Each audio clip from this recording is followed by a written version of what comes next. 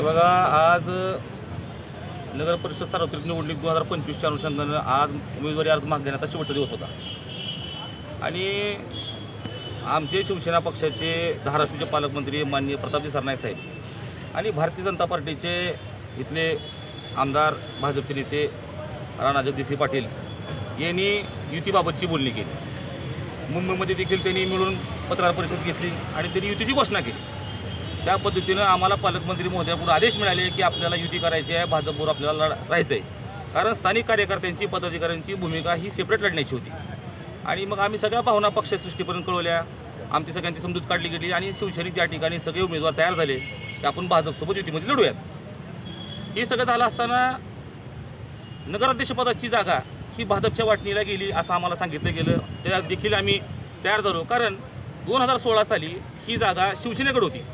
या नगर परिषदच्या निवडणुकीमध्ये 2016 साली जी निवडणूक झाली त्या सत्तेमध्ये शिवसेना नगराध्यक्ष आणि उपनगराध्यक्ष देखील शिवसेनेत होता। मग वाटणीमध्ये उपनगराध्यक्षपद शिवसेनेला देऊ असं देखील आम्हाला सांगितलं गेलं। काही स्वीकर सदस्य देऊ, काही सभापतीपदं देऊ सांगितलं गेलं आणि मग सगळ्या शिवसैनिकांचं समाधान झालं।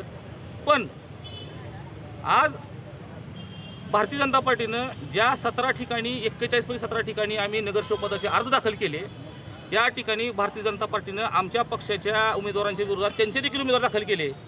आणि मग सकाळपासून आम्ही भारतीय जनता पार्टी नेत्या लोकांना फोन केले सगळ्यांना।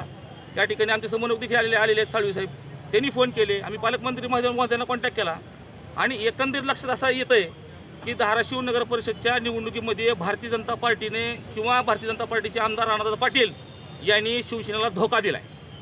त्यांनी आमच्या पार्टीमध्ये खंजीर बसला आहे आणि आता ही आजची भूमिका आहे। आम्ही फक्त 17 ठिकाणी उमेदवार दिलेत। आमच्याकडे 41 उमेदवार असताना देखील, आमच्याकडे शिवसेनेकडे नगराध्यक्ष पदाचा उमेदवार असताना देखील युती म्हणून आम्हाला फसवलं गेलं। आणि आता अशा परिस्थितीमध्ये वरिष्ठांकडे सगळी ही भूमिका मांडायची, वरिष्ठांकडे सगळी ही कैफियत मांडायची आणि यानंतर जी आमची पुढची भूमिका रणनीती आहे उद्या सकाळपर्यंत आम्ही स्पष्ट करू। पण या ठिकाणी ठामपणाने सांगतो की भारतीय जनता पार्टीने आम्हाला या ठिकाणी धोका दिलेला आहे। या ठिकाणी उमेदवार दिलेत आणि पुन्हा बोलणी काय म्हणजे हास्यास्पद बोलणी, 2 जागा देऊ, 4 जागा देऊ, 2 जागा 4 जागा तुम्हाला घ्या, आमच्यातर्फे सप्रेम भेट। आता तुमच्या विरोधात आमची लढाई आहे, पण एवढं 100% की भारतीय जनता पार्टीने आमचा घात केला आहे, आमचा त्यांनी धोका दिला तिने आम्हाला।